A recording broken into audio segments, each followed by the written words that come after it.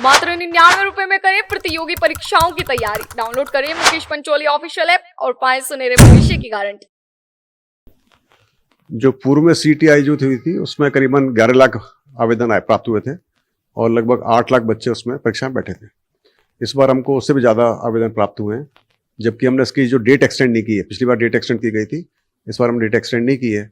लेकिन हालांकि 20 दिन बाद ही परीक्षा होंगी, लेकिन इसकी सूचना बच्चों के जो डेट्स हैं, इसकी सूचना परीक्षा की तिथियों की सूचना हमने बहुत पहले, कई महीनों पहले बच्चों को दे दी थी।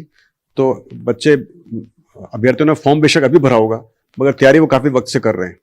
तो सभी को पता था कि सिलेबस क्या है और पुराना सिलेबस है, चेंज ज़्यादा, उसमें कुछ चेंज हुआ नहीं है। तो मुझे लगता नहीं इसमें कोई परेशानी होगी। और हालांकि इसमें असमान में चेंज किया था कि सभी अभ्यर्थियों ने जो फॉर्म भरा था, हमने सभी अभ्यर्थियों को बोला था कि वो अपना OTR में जाकर अपना लाइव फोटो अपलोड करें और हस्तलिपि नमूना अपलोड करें। ये हमने इसलिए किया था कि हम चाहते थे कि जो डमी की जो एक समस्या होती है, जो परीक्षा में बैठते हैं, उसको रोकने के लिए एक कारगर उपाय था। अब चूंकि बच्चे का लाइव फोटो OTR पर उपलब्ध होगा और उसका जो हस्तलिपि नमूना उपलब्ध होगा, और उसका हस्तलिपि नमूना हम कई बार लेंगे, जब परीक्षा देगा तब, जब DV कराएगा उसके बाद, जब वो ज्वाइन करेगा, नियुक्ति उसकी होगी तब ज्वाइन चेक किया जाएगा। और ये एक बहुत ही अच्छा सबूत होता है जो कि कोर्ट के अंदर बहुत अच्छा माना जाता है। और इसके आधार पर यदि कोई हमको किसी की सूचना मिलती है, शिकायत मिलती है किसी भी बच्चे के बारे में कि वो डमी था, उसने किया था, तो वो जांच हो सकती है अच्छे से। और उम्मीद है कि इसमें डमी को पकड़ने के लिए हमको बहुत अच्छा एक तरीका मिल गया है। और मैं समझता हूँ कि शायद इसकी वजह से अभी बच्चे डमी का प्रयोग नहीं करेंगे। सर, क्या आने वाले समय में CET की वैधता में परिवर्तन होगा? CET की वैधता में, हाँ, तो इसका भी एक, चूंकि एक बहुत बड़ी एक एक्सरसाइज होती है। अभी के जो नियम है उसके अनुसार CET के जो स्कोर की वैलिडिटी है वो 1 साल की होती है।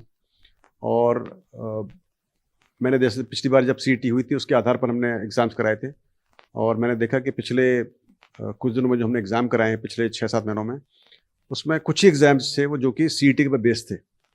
यानी कि जो इतनी बड़ी एक्सरसाइज की गई उसका हम पूरा उपयोग नहीं कर पाए, पूरा लाभ नहीं ले पाए। अभी भी जो हम CET करा रहे हैं जिसमें 11 लाख बच्चे बैठेंगे, उसके बाद जो CET होगी सीनियर सेकेंडरी के, उसमें करीबन उम्मीद है कि 15 से 18 लाख बच्चे बैठेंगे, और उसका जो स्कोर वो 1 साल के लिए वैलिड होगा। और उनके आधार पर जो परीक्षाएं होंगी, जो सेकंड स्टेज वाली, वो मुझे नहीं मालूम कितनी हो पाएंगी, लेकिन मैं समझता हूँ कि इसका पूरा उपयोग तब हो पाएगा इस पूरी एक्सरसाइज का यदि हम CET के स्कोर को करीबन 3 साल से 5 साल बढ़ा दें।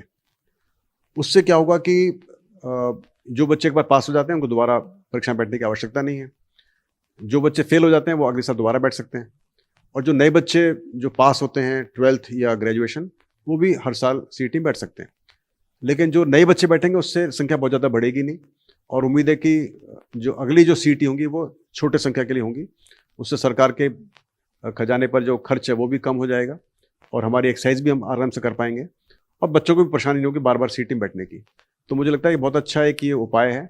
इसके लिए हम सरकार से आगे हम इसके बारे में लिखेंगे, और मुझे उम्मीद है कि सरकार जो कि राज्य हित और युवा हित में काम कर रही है, वो इसको सही पॉजिटिवली लेगी। और मुझे पूरा भरोसा है कि सरकार हमारी इस पहल को मानेगी और इसको अप्रूव करेगी। सर, 20 दिन बाद CET परीक्षा का आयोजन होगा, अभ्यर्थियों के लिए एक ही मैसेज है कि आप बहुत ही मन से पढ़ाई करें। आपके पास जो आपने पहले मेहनत कर ली होगी, लेकिन अभी भी जो टाइम बचा है वो भी बहुत पर्याप्त होता है बच्चों को पढ़ाई के लिए। उसको अच्छे से पढ़ें और पूरे मन से परीक्षा को दें, और किसी भी प्रकार का कोई आपके मन में कोई छल कपट का विचार भी आए उसको निकाल दें। यानी कि कोई डमी का प्रयोग या दूसरे से आपको कोई सोशल मीडिया पर या किसी कोचिंग इंस्टीट्यूट से कोई आपको फर्जी पेपर की सूचना मिलती है, उस पर विश्वास ना करें। साथ ही साथ आप टीपने का या चीटिंग करने का प्रयास ना करें, क्योंकि उसका जो जुर्माना है वो बहुत ज़्यादा है। आप यदि चीटिंग करते हुए पकड़े जाते हैं तो आपको 10 साल से लेकर आजीवन कारावास की सज़ा मिल सकती है, या आपको 10 लाख से लेकर 10 करोड़ तक की सज़ा मिल सकती है। और ये हर पर लागू है, सिर्फ अभ्यर्थी पर नहीं है, अभ्यर्थी के माता पिता या उसको जो भी कोई हेल्प करेगा उस पर लागू है। तो आप अपना जीवन ना खराब करें। और इस बार काफ़ी फ्लाइंग स्क्वाड्स होंगे, बहुत सारी चेकिंग की जाएगी। ब्लूटूथ का इस्तेमाल ना करें, मतलब कोई भी ऐसा काम ना करें जिससे आपको परेशानी हो। तो अपने खुद पर भरोसा रखें, खुद की मेहनत पर भरोसा रखें और मन से परीक्षा दें। ईश्वर करे आप परीक्षा में सफल हों।